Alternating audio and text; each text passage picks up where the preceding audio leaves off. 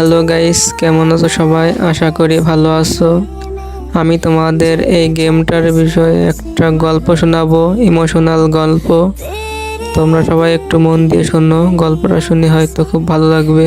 তো আমি আমার গল্পটা শুরু করেছি, সবাই মন দিয়ে শোনো। একদিন এই ফ্রি ফায়ার গেমটাকেও ছাড়তে হবে, কালের সাক্ষী হয়ে রইবে আমার আইডিটা।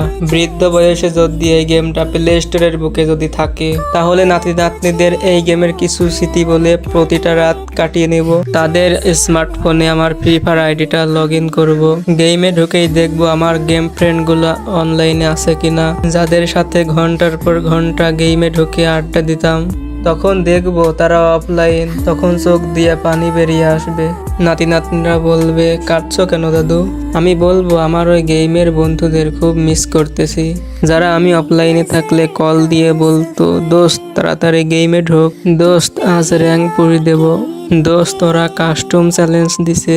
আর নাতি নাতনিদের বলবো, দাদু ভাই ফ্রি ফায়ার এমন একটি গেম ছিল, যে গেমটা খেলে পুরা কৌশল কাটিয়েছি, যেখানে আমার বন্ধুরা মেয়েদের ইভটিজিং করতো, নেশা পান করতো।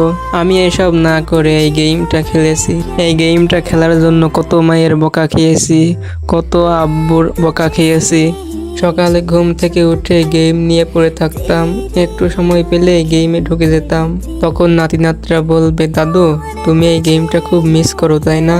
তখন আমি বলবো, হরে দাদু, আমার সেই বন্ধুগুলাকে খুব মিস করি, যাদের সাথে সব সময় গেম খেলতাম। একটা সময় এই গেমটা ইন্ডিয়ান সার্ভারে ছিল। তখন ছোট ছোট পোলাপান আমাদের গ্রুপে এসে বলতো, মুজে ডিজে অলক দিয়ে দো। এই পিসি পোলাপানগুলো এখন মনে হয় অনেক বড় হয়েছে, অনেকে হয়তো মারা গেছে। যাক, প্রতিদিন নাতি নাতনিদের এই গেমটার গল্প শুনিয়ে রাত কাটাতে পারবো। তো বন্ধুরা, আমার এই গল্পটাই যদি ভালো লেগে থাকে তো অবশ্যই লাইক করবেন আর কমেন্ট করে জানিয়ে দেবেন কেমন হয়েছে। আর আমার এই চ্যানেলটি নতুন, অবশ্যই সাপোর্ট করবেন। ছোট চ্যানেলটি, আপনাদের সাপোর্ট ছাড়া বড় হওয়া সম্ভব না। চ্যানেলটিকে অনেক দূরে এগিয়ে নিতে সাপোর্ট একান্তই প্রয়োজন। সো একটা সাবস্ক্রাইব করে পাশে থাকবেন আর চ্যানেলের লিঙ্কটা পারলে শেয়ার করবেন। ধন্যবাদ সবাইকে, সবাই ভালো থাকবেন, সুস্থ থাকবেন। আল্লাহ হাফেজ।